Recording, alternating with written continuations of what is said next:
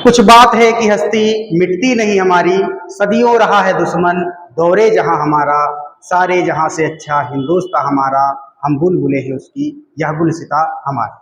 जय हिंद दोस्तों, परिश्रम क्लासेस के इस ऑनलाइन मंच पर आप सभी का स्वागत है। जैसा कि आप लोगों को पता है कि हम लोग यूपीपी बैच निःशुल्क लेकर के आए हैं, जिसमें आपको संपूर्ण हिंदी बिल्कुल निःशुल्क पढ़ाई जाएगी। और हिंदी ही नहीं वरन जो भी उसमें सिलेबस में शामिल हैं, वो चाहे रीजनिंग हो या मैथ्स हो या अन्य भी सब्जेक्ट रहेंगे, वो आपको पढ़ाए जाएंगे। हिंदी की श्रृंखला में हम लोगों ने पिछली क्लास में और उससे भी पिछली क्लास में बात की थी पद परिचय अर्थात शब्दों को। उसी शब्द श्रृंखला में हमने बताया कि शब्दों को 4 आधार पर बांटा गया है। फिर बताया कि उन 4 आधारों में से जो एक पहला आधार है उत्पत्ति के आधार पर शब्द, उस उत्पत्ति के आधार पर शब्द को 4 भागों में हिंदी में विभाजित किया गया है और वो शब्द हैं तद्भव, तत्सम, देशज और विदेशज। तद्भव और तत्सम लगभग हर परीक्षा में पूछा जाने वाला एक महत्वपूर्ण टॉपिक है, इसीलिए हमने 2 से 3 क्लास इसी तद्भव और तत्सम शब्दों पर समर्पित की है। उसी शब्दों के आगे क्रम में आज हम लोग कुछ अन्य तद्भव और तत्सम शब्दों को जानेंगे, जिनके माध्यम से आप और हम दोनों लोग ही अपने ज्ञान में वृद्धि करेंगे। तो चलिए देर न करते हुए आज की क्लास को प्रारंभ करते हैं। देखिए, समझाना आपको ज्यादा है कुछ नहीं, सीधे तत्सम आपको स्क्रीन पर लिखे मिलेंगे, उनको क्या करना है तद्भव के रूप में लिखना है। ज्यादा अच्छा प्रयास ये रहेगा कि आप भी हमारे लिखने के बाद जब पूरी क्लास एक बार देख लेने के बाद कम से कम उस स्लाइड को एक साइड में छिपा करके फिर आप अपने आप या तो मन में दोहराइए कि इसका तद्भव क्या होगा, या तो ये कर सकते हैं कि आप एक अलग कॉपी पर उस तत्सम के तद्भव एक एक करके लिखते जाइए। जब आप शब्दों को लिखते हैं तब आपका दिमाग दोगुनी क्षमता से काम करता है।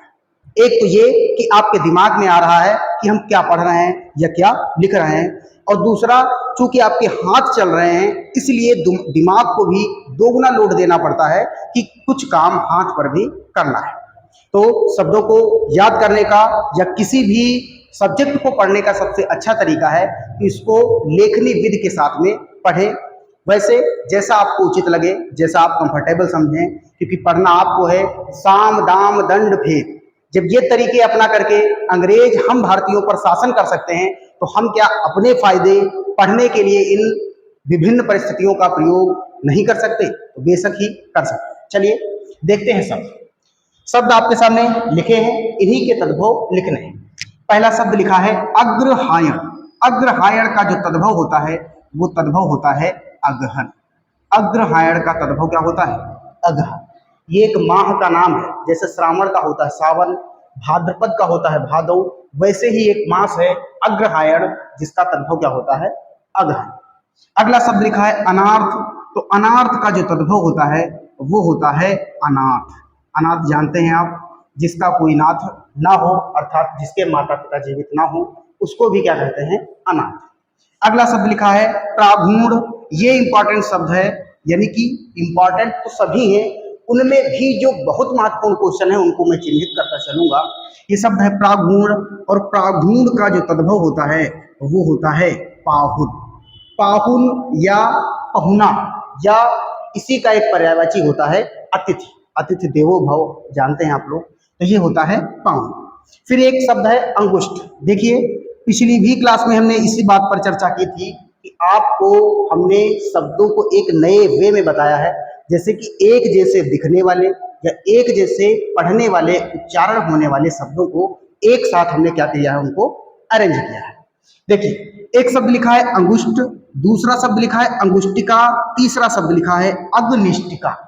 अंगुष्ठ का अर्थ क्या होता है? तो अंगुष्ठ का तद्भव होता है अंगूठा। अंगुष्ठ का तद्भव क्या होता है? तो अंगुष्ठ का तद्भव होता है अंगूठा। अगला शब्द लिखा है अंगुष्टिका। तो अंगुष्टिका का तद्भव होता है अंगूठी। अंगुष्टिका का तद्भव क्या होता है? तो अंगुष्टिका का तद्भव होता है अंगूठी। अंगूठी क्या? जो हाथों में पहनी जाती है। अगला शब्द लिखा है अग्निष्टिका। तो अग्निष्टिका में पहले शब्द देखिए क्या लिखा है? अग्नि। ऐसी इष्टिका जिसमें अग्नि का दहन होता हो तो वो कहलाती है अंगीठी। क्या कहलाती है? तो वो कहलाती है अंगीठी। अब देखिए, इन्हीं शब्दों को आप हमने बताया कि ये समश्रुति भिन्नार्थक शब्द भी कहलाते हैं। उसी तरीके से आपको शब्दों को विभिन्न प्रकारों में साथ ही साथ जानना है। देखिए, अगला शब्द लिखा है कंकड़। तो कंकड़ का तद्भव होता है कंगन। कंकड़ का तद्भव क्या होता है? कंगन। क्या होता है? कंगन। अगला शब्द लिखा है कंकती। ये भी लगभग एक जैसे मिलते जुलते शब्द हैं। अब क्या लिखा है? कंकती। कंकती का होता है कंघी। कंकती का तद्भव क्या होता है? तो कंकती का तद्भव होता है कंघी। वही कंघी जिससे हम बाल बनाते हैं वो कहलाता है कंकती। अगला शब्द लिखा है कल्य और एक शब्द लिखा है परस्व और एक शब्द इधर लिखे देते हैं जो शब्द होता है आद्य। शब्द क्या होता है? आद्य। आद्य का जो तद्भव होता है वो होता है आज। आद्य का तद्भव क्या होता है? तो आद्य का तद्भव होता है आज। कल्य का तद्भव क्या होता है? तो कल्य का तद्भव होता है कल। कल्य का तद्भव क्या होता है? कल। और वैसे ही परस्व का जो तद्भव होता है वो होता है परसों। परस्व का तद्भव क्या होता है? परसों। देखते हैं अगले शब्द। अगला शब्द लिखा है पंक्ति। शब्द क्या है? पंक्ति। याद करिए, फिर आपको रिवाइज करवा रहे हैं। हमने जब आपको वर्णों में बताया था तो कहा था कि अनुस्वार का परिवर्तन तद्भव में अनुनासिक की भांति हो जाता है सामान्यतः। सामान्यतः का अर्थ यह है कि लगभग यही परिवर्तन होता है, आवश्यक नहीं कि यही हो। देखते हैं, शब्द लिखा है पंक्ति। पंक्ति का होता है पांता। पंक्ति का क्या होता है? पांता। या इसका एक बार आरओ में क्वेश्चन पूछा गया और इसका उत्तर माना गया पंगत। उत्तर क्या माना गया? पंगत। अगर आप हिस्ट्री अच्छे से पढ़े हैं, अच्छे से पढ़ने का मतलब यह है कि अगर आपने हिस्ट्री में सिख धर्म पढ़ा है तो उस सिख धर्म में एक तीसरे गुरु हुए हैं, उन्होंने बैठ करके भोजन कराने की प्रथा, अर्थात जिसको हिंदू धर्म में कहते हैं भंडारा, वो प्रथा चलाई। उसी प्रथा को सिख धर्म में कहा जाता है पंगत। एक लाइन में कतार में हो करके भोजन का आरोहण करना, खाना, वो कहलाता है पंगत। तो इस पंक्ति का तद्भव पांता भी होता है और दूसरा शब्द क्या होता है? पंगत। इंपॉर्टेंट शब्द है, हमने इसको चिन्हित कर दिया है। अगला शब्द लिखा है पुंज। तो पुंज का तद्भव होता है पूंजी। पुंज का तद्भव क्या होता है? तो पुंज का तद्भव होता है पूंजी। अगला शब्द लिखा है पंख। तो पंख माने वैसे तो अर्थ इसका होता है कीचड़, लेकिन यहाँ पंख का होता है पांख। पंख का क्या होता है? तो पंख का होता है पांख और पांख का अर्थ है पत्ती संबंधित वस्तु। अगला शब्द लिखा है पंच। तो पंच का होता है पांच। जैसे आपको पता है कि हमारा शरीर पंच तत्व से मिलकर बना है और पंच तत्व का अर्थ है पांच तत्व। अगला शब्द है चंद्र। तो चंद्र का तद्भव हो जाता है चांद। चंद्र का तद्भव क्या हो गया? तो चंद्र का तद्भव हो गया चांद। अगला शब्द लिखा है दंड। अब देखिए, ये भी इंपॉर्टेंट शब्द में है। शब्द हम लोग देशज रूप में प्रयोग करते हैं, आम बोलचाल भाषा के रूप में भी प्रयोग करते हैं, लेकिन हमको ये पता नहीं होता कि ये शब्द तत्सम है या तद्भव है, या इस शब्द को हम कैसे याद रख सकते हैं। वही तरीका आपको हम सिखाने का प्रयास कर रहे हैं। शब्द लिखा है दंड। दंड का जो तद्भव होता है वो होता है डांड। दंड का तद्भव क्या होता है? वो होता है डांड। देसी या गांवों में आपने सुना होगा कि कहते हैं कि उनको 200 रुपये का जुर्माना हुआ। उसी जुर्माने का एक समानार्थी शब्द प्रयोग किया जाता है कि वो 200 रुपये डांड दे आए। इसका अर्थ यह है कि 200 रुपये को उनको आर्थिक दंड मिला। अगला शब्द लिखा है छाया। अगला शब्द लिखा है छाया। छाया भी तत्सम शब्द है और ये भी इंपॉर्टेंट की श्रेणी में आता है और इसका तद्भव होता है छाह। इसका तद्भव क्या होता है? तो इसका तद्भव होता है छाह। इसका तद्भव क्या हो जाएगा? तो इसको हम फिर से लिखे देते हैं। इसका तद्भव हो जाता है छाह। छाह। छाया का क्या हो जाता है? छाह। ये हाँ लिखा हुआ है, देख लीजिए। अगला शब्द है कंटक। ये शब्द लिखा है कंटक और एक शब्द होता है कंठफल। उसी से मिलता जुलता, इसी से मिलता जुलता एक शब्द यहाँ लिख रहे हैं। ये शब्द क्या है? कंठफल। देखिए, शब्दों को जब आप एक साथ में याद रखते हैं उसमें कोई भी आप एक क्लू रख सकते हैं जिससे शब्द आपको तैयार हो जाए। तो कंटक का क्या होता है? कंटक का होता है कांटा। और ये शब्द, इसका अर्थ 2021 की पीटी परीक्षा में पूछा गया कि कंटक का अर्थ क्या होता है। कंटका कींड शब्द उसमें पूछा गया था। अगला शब्द लिखा है कंठफल, तो कंठफल का जो तद्भव होता है वो होता है कटहल, और कटहल आपको पता है एक प्रकार की सब्जी है, व्यंजन है। अगला शब्द लिखा है संधि, आगे चल करके आप टॉपिक में पढ़ेंगे संधि। इस संधि का जो तद्भव होता है वो होता है सेंध। संधि का तद्भव क्या होता है? तो संधि का तद्भव होता है सेंध। देखते हैं अगले शब्द। अगला शब्द लिखा है जो कि जाति पर आधारित है। कुछ जातियां ऐसी हैं जो पूर्व काल में कुछ और थी, लेकिन अब आकर के उनका धीरे धीरे परिवर्तन हो गया। जैसे एक शब्द है उपाध्याय, उपाध्याय का तद्भव होता है ओझा।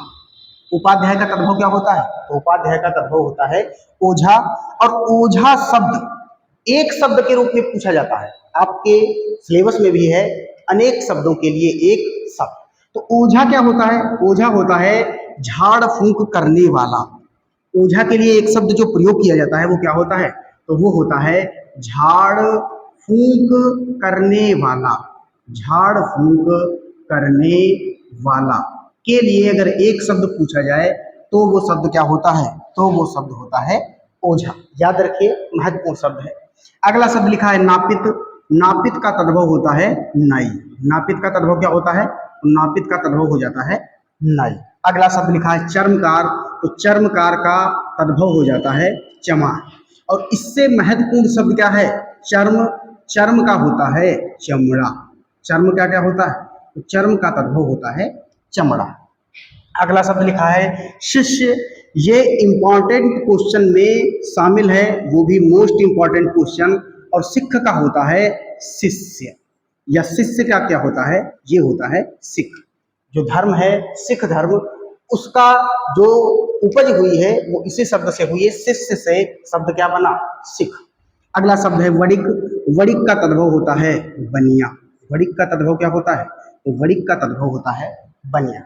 अगला शब्द है द्विवेदी। द्विवेदी का तद्भव होता है दुबे।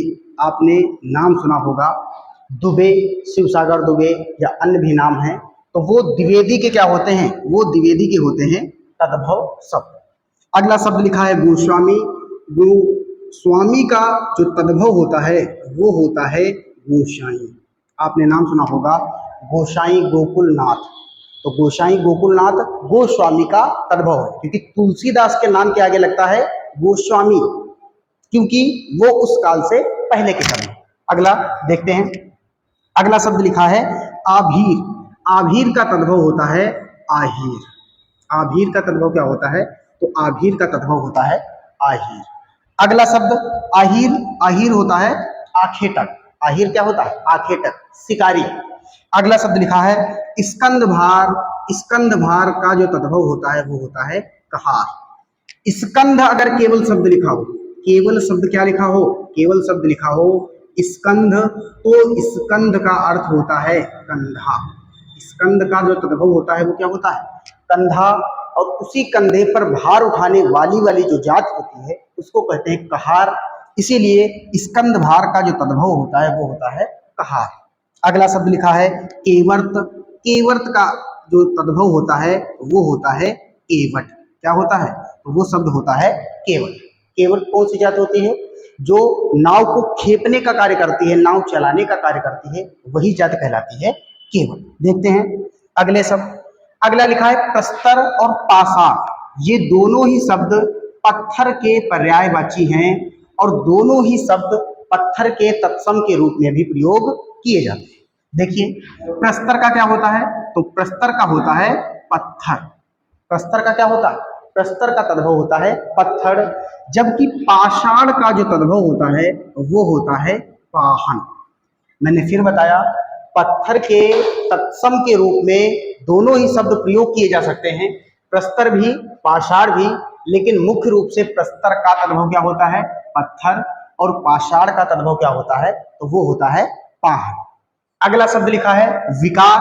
विकार का अर्थ होता है बिगाड़। विकार का अर्थ क्या होता है? तो विकार का अर्थ होता है बिगाड़। अगला शब्द है शपाद। ये गलत टाइप एरर हो गया है, ये शब्द है नहीं, गलती से किसी अन्य शब्द को एरर टाइप हो गया है। अगला शब्द है तृण, और ये इंपॉर्टेंट शब्द है। जैसे देखनमा छोटे लगे घाव करे गंभीर, वैसे ही जो शब्द छोटे होते हैं, दो वर्णे वाले मुख्यतः शब्द, वो इंपॉर्टेंट की श्रेणी में आते हैं, इसलिए ये शब्द इंपॉर्टेंट है। और तृण का होता है तिनका। तिनका का अर्थ क्या है? बहुत ही छोटी अल्प मात्रा कहलाती है तिनका।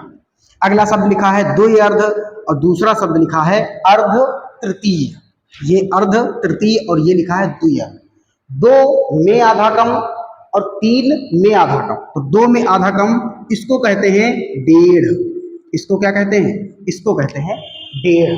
अगला लिखा है अर्ध तृतीय। अर्ध तृतीय का अर्थ है तीन में आधा कम, इसका अर्थ होगा अढ़ाई, और ये इंपॉर्टेंट शब्द है अढ़ाई। अढ़ाई का अर्थ क्या है? दो प्लस आधा। अगला शब्द लिखा है अशीति। अशीति का जो तद्भव होता है वो होता है 80। संस्कृत की संख्याएं 1 से लेकर 10 तक सामान्यतः सबको याद होती है, लेकिन 10 से लेकर 20 से लेकर या 10 से लेकर या 11 से लेकर 30 तक संख्याएं कभी कभी आपकी परीक्षाओं में पूछ ली जाती है, तो एक बार उन संख्याओं को भी आप रिवाइज कर लीजिएगा। तो सत, अगला शब्द असीत हो गया। अगला शब्द है सत। जैसे कहते नहीं सत सत प्रणाम, तो सत का जो तद्भव होता है वो होता है 100। तो अगर कोई आपको सत सत नमन करता है कि गुरुदेव सत सत नमन, इसका अर्थ ये है कि आपको वो एक बार में 100 बार प्रणाम कर रहा है। और इससे भी उच्च कोटि में आ जाती है लक्ष्य। हालांकि ये प्रणाम कोई करता नहीं है, हमने बताया लक्ष्य का तद्भव होता है लाख। लक्ष्य का तद्भव क्या होता है? लाख। और इससे भी जो ऊंची कोटि है वो है कोटि। ये छोटी ई की मात्रा है। शब्द क्या है? ये शब्द है कोटि। और कोटि का होता है करोड़। कोटि का तद्भव क्या होता है? करोड़। ये शब्द प्रयोग किया जाता है, ये शब्द प्रयोग किया जाता है किस रूप में? प्रणाम के रूप में। प्रणाम के रूप में, क्योंकि कहा जाता है कि गुरुदेव या अमुक व्यक्ति को कहा जाता है कोटि कोटि प्रणाम, या कोटि कोटि धन्यवाद, या कोटि कोटि नमन। अगला शब्द लिखा है कपर्दिका। अब देखिए, ऊपर वाले शब्द हो सकता है आपने पढ़े हो, ये वाला शब्द बिल्कुल नया होगा आपके लिए, जो कि इंपॉर्टेंट भी रहेगा। शब्द क्या है? कपर्दिका। और कपर्दिका का जो तद्भव होता है वो होता है कौड़ी। कपर्दिका का तद्भव क्या होता है? कौड़ी। जैसे कहावत कही जाती है दाना दाना जुड़ करके राशि का निर्माण करता है, वैसे ही कौड़ी कौड़ी जुड़ करके एक रुपए का निर्माण करता है। तो वही रुपए की सबसे छोटी मात्रा कहलाती है कौड़ी। देखिए अगले शब्द लिखा है मुक्ता या मौक्तिक। ये मुक्ता या मौक्तिक, ये तद्भव होता है इसका, तो इसका तद्भव होता है मोती। मोती जानते हैं आप, हीरा मोती, वही मोती। अगला शब्द लिखा है सूचिका। ये भी इस स्लाइड के जितने भी शब्द लिखे हैं लगभग हर शब्द दोगुनी स्पीड से इंपॉर्टेंट है। दोगुनी स्पीड का अर्थ है कि बहुत ज्यादा महत्वपूर्ण शब्द। सूचिका का क्या होता है? तो सूचिका का होता है सुई। सूचिका का क्या होता है? सुई। अगला शब्द लिखा है सलाका। तो सलाका का होता है शलाई। सलाका का होता है शलाई।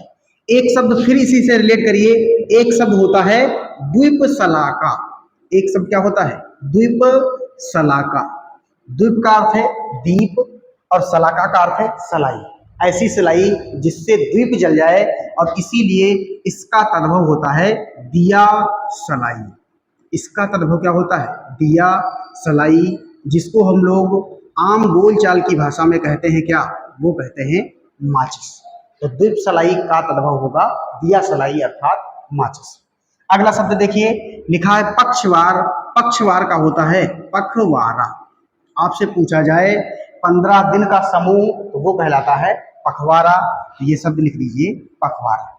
अगला शब्द लिखा है परश्व। इसमें हस्त रूप में सा है, आधा सा जिसको कहते हैं। तो परश्व का बता चुके हैं, परश्व का होता है परसों। परश्व का क्या होता है? परसों। अगला शब्द है आद्य। आद्य भी शब्द आपको हम बता चुके हैं एक बार। आद्य का क्या होता है? तो आद्य का तद्भव होता है आज। अगला शब्द देखिए, अगला शब्द लिखा है कल्य। ये शायद रिपीट हो गए हैं शब्द, फिर एक बार लिख देते हैं, कोई दिक्कत नहीं है। कल्य का तद्भव क्या होता है? कल। अगला शब्द है आदित्यवार, प्रतिपदा और शनैश्चर।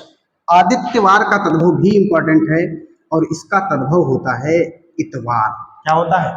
इतवार। अगला शब्द लिखा है प्रतिपदा, और प्रतिपदा आपको पता है कि इसका तद्भव क्या होता है, इसका तद्भव होता है परेवा, और ये भी बहुत ही महत्वपूर्ण शब्दों में से एक है। अगला शब्द है शनिश्चर, तो ये लगभग लोगों को पता होता है इस शब्द का अर्थ क्या है, तो इसका जो तद्भव होगा वो हो जाएगा शनिचर, रविवार या इतवार से पहले वाला एक दिन शनिचर। देखते हैं अगले शब्द। अगला शब्द लिखा है तिक्त। तिक्त का क्या होता है, तिक्त का होता है तीता, और तीता का जो अर्थ होता है वो होता है तीखा। अगला शब्द लिखा है तप्त। तप्त का क्या होता है, तो तप्त का होता है ताता। तप्त का क्या होता है, ताता। और ताता का अर्थ है जिसका पेट पहले से ही भरा हो या इच्छा विहीन व्यक्ति, खाने की दृष्टि से। अगला शब्द है श्यामक। श्यामक का तद्भव होता है श्याम, जैसा सामा क्या होता है आपको हमने बताया। जैसे मान लीजिए जो भी बरसात का मौसम होता है उसमें आप देखते हैं कि अगर आप थोड़ी नमी के साथ कपड़ों को छोड़ दें तो उसमें हल्के हल्के ब्लैक कलर के या काले कलर के दाग रूप में पड़ जाते हैं, बिंदु टाइप में। उसी को कहते हैं क्या, श्यामक, या उसी का जो तद्भव होता है वो कहलाता है श्याम। अगला शब्द लिखा है दुष्ट, या दुष्ट नहीं बल्कि ये शब्द लिखा है धृष्ट। शब्द क्या लिखा है, धृष्ट। और ये शब्द देख लीजिए, हो सकता है घर वालों की नजर में आप भी इसी श्रेणी में आते हो, अब ना हो करके बचपन। देखिए शब्द क्या है, या तो धृष्ट या तो शब्द क्या लिखा है दुष्ट, और दुष्ट का तद्भव होता है ढीठ। दुष्ट का तद्भव क्या होता है, तो दुष्ट का तद्भव होता है ढीठ।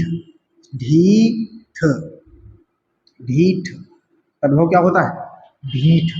या इसी ढीठ को अगर ऐसे लिख दें ढीठ तो ज्यादा अच्छा रहेगा, क्योंकि ये ढीठ शब्द वर्तनी की दृष्टि से सही नहीं रहेगा। क्या बताया हमने, चाहे धृष्ट हो चाहे दुष्ट हो, दोनों का ही तद्भव क्या होता है, ढीठ। क्या होता है, ढीठ। और ये शब्द भी आम बोलचाल की भाषा में प्रयोग किया जाता है। अगला शब्द क्या है, पियास। ये बहुत ही इंपॉर्टेंट शब्द है, क्योंकि देखने से आपको लगता है कि ये तद्भव है, लेकिन शब्द कैसा है, तत्सम। और पियास का तद्भव जो होता है वो होता है प्यास, केवल अर्ध पा का अंतर है। अगला शब्द लिखा है द्राक्षा। ये भी इंपॉर्टेंट शब्द है, और द्राक्षा का अर्थ होता है या तद्भव होता है दाख, और दाख का जो अर्थ होता है वो होता है रस। दाख का अर्थ क्या होता है, तो दाख का अर्थ होता है रस। अगला शब्द है टंकशाला। तो टंकशाला का तद्भव होता है टकसाल।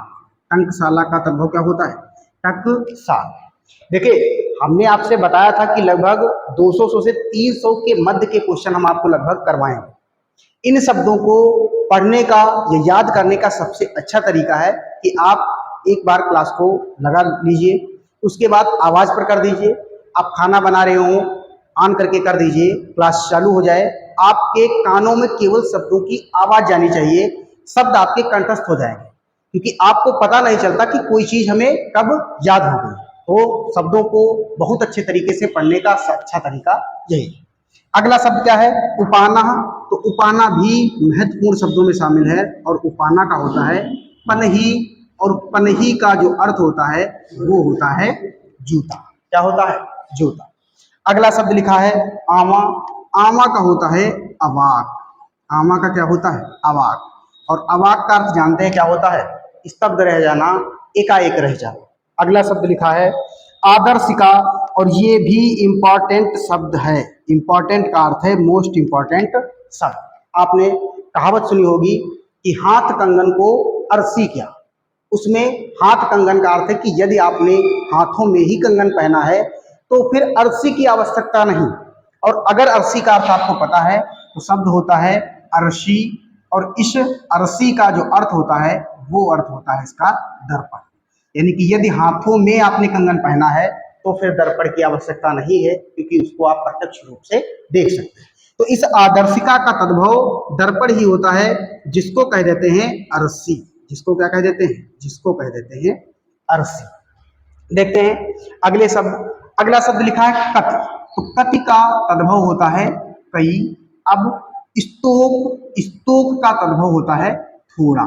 स्तोक का तद्भव क्या होता है, स्तोक का होता है थोड़ा। अगला लिखा है किंचित। किंचित का तद्भव होता है कुछ। देखिए कई, थोड़ा, कुछ, इंपॉर्टेंट शब्द है। अगला लिखा है पटल। पटल का जो तद्भव होता है वो होता है पलड़ा। पलड़ा का अर्थ जो तराजू होता है उसके दोनों तरफ के जो भाग होते हैं उन्हीं को कहते हैं पलड़ा, तो उसका पटल होता है तत्सम। अवमूर्ध पूछा जाने वाला शब्द है और अवमूर्ध का अर्थ होता है औंधा। औंधा का अर्थ क्या है? उल्टा। अगला शब्द लिखा है मुदिका, और मुदिका का तद्भव होता है मुदरी।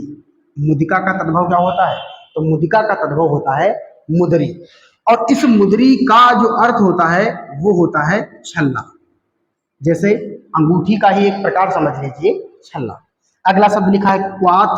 तो क्वाथ का अर्थ होता है काढ़ा। क्वाथ का अर्थ क्या होता है? काढ़ा। इस समय मौसम भी चल रहा है क्वाथ वाला, तो क्वाथ रस का अर्थ होता है काढ़ा। अगला शब्द लिखा है ईदरस। ईदरस का अर्थ होता है ऐसा। ईदरस का अर्थ क्या होता है? इस तरह या ऐसा, इसका अर्थ होता है ईदरस का। और अगला शब्द लिखा है शून्य। तो शून्य का अर्थ होता है शून्य। शून्य का अर्थ क्या होता है? शून्य। और ये भी महत्वपूर्ण शब्द है, पूछा जाता है। देखते हैं अगले शब्द। अगला शब्द लिखा है चतुष्काठ। चतुष्काठ का शब्द जो तद्भव होता है वो होता है चौखट। चौखट का अर्थ क्या है? जो भी दरवाजे का फ्रेम होता है उसी को कहते हैं क्या? चौखट। उसके बाद है चतवाल। चतवाल का अर्थ क्या है? चबूतरा। चतवाल का अर्थ क्या है? चबूतरा, घर के बाहर का भाग। अगला शब्द लिखा है प्रतिवेश। तो प्रतिवेश का तद्भव होता है पड़ोस। प्रतिवेश का तद्भव क्या होगा? तो इसका तद्भव होगा पड़ोस। अगला शब्द लिखा है भ्रष्टिका। भ्रष्टिका का होता है भट्ठी। भ्रष्टिका का तद्भव क्या होता है? तो इसका तद्भव जो होता है वो होता है भट्ठी। अगला शब्द लिखा है इरवा।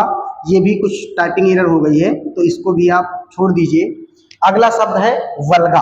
आपने एक रचना पढ़ी होगी वोल्गा से गंगा, उसी से रिलेट करके इसको याद करिए। शब्द लिखा है वल्गा, और वल्गा का जो तद्भव होता है वो होता है बाघ।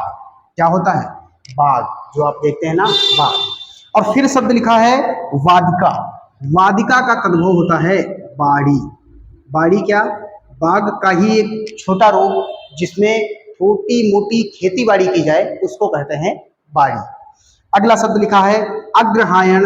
अग्रहायण का तद्भव होता है अगहन। अग्रहायण का तद्भव क्या होता है? अगहन। अगला शब्द लिखा है पार्श्व। देखिए परस्व, एक शब्द हमने अभी आपको बताया था, वो शब्द था परस्व। परस्व का क्या था? तो परस्व का तद्भव था परसु। यहां शब्द लिखा है पार्श्व, और पार्श्व का अर्थ होता है पास।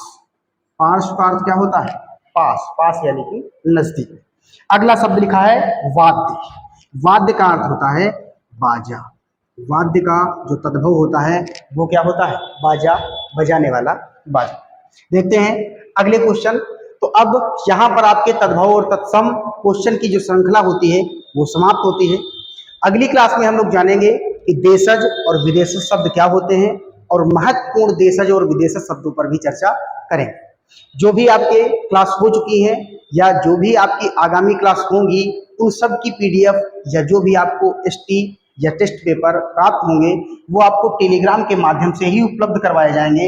इसलिए आप सभी लोग इस चैनल के टेलीग्राम से जुड़ जाइए, जिसका लिंक आपको इसी वीडियो के या किसी भी वीडियो के जो कि आपके परिश्रम क्लासेस का ही वीडियो हो उसके डिस्क्रिप्शन बॉक्स में मिल जाएगा। तो आप देखते रहिए, इसको ज़्यादा से ज़्यादा लोगों तक शेयर कीजिए, और अगर आपको क्लास पसंद आती है तो कमेंट अवश्य करें। अगर किसी सुधार की आवश्यकता है तो भी आप कमेंट अवश्य करें। अगर आपको क्लास में कुछ भी नया सीखने को मिलता है तो भी कमेंट करें। धन्यवाद। जय हिंद।